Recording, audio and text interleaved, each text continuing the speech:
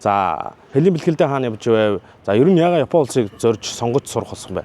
За би бол Монгол Mirai Тэмүүлэл гээд Япон хэлний сургууль зорж исэн. Сураад хэлний бэлтгэл хамрагдсан.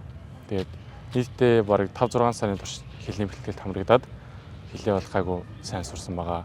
Тэгээд Японд яагаад ирэхийг хүссэн бэ гэхээр би нөгөө багасаа Японы аним тэгээд сумо жудо гэж бүгдийг телевизээр үзэж өссөн.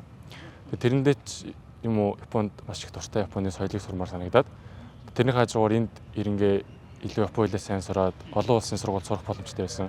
Тэрний гадуур жудо бас хийх боломж гарч ирсэн болохоор Японд сурмаар санагдаад тэгээд Mirai Тэмүүлэлээр дамжуулаад ирсэн. За сургуулийнхаа онцлогийн талаас яриул тийм ээ. Ямар давуу талтай сургууль вэ? За манай сургууль бол 110 хэдэн жилийн түүхтэй маш сайн сургууль байгаа. Тэгээд спорт, олон улсын анги, тэгээд эмчийн анги хүртэл байдаг маш сайн сургууль байгаа. Хүүхдүүд тэгээд өөрийнхөө хүссэн спортоор хичээлдэг. Хичээл бэлтгэл дээр ч гэсэн ямар ч доогдолгүй маш сайн сургууль байгаа.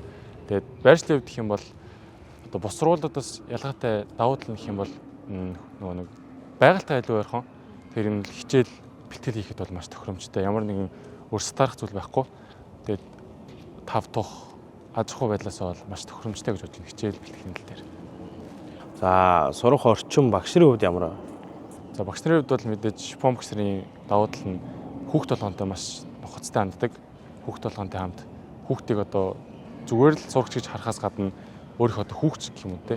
Тиймэрхүү талаас нь илүү хардаг гэж би бол боддог. Маш тийм дотн нэг найз шиг ярилцаад хамт бэлтгэл ихтэй хүртэл юм болгоныг тийм сэтгэлээ цаазааж өгдөг юм санагдана.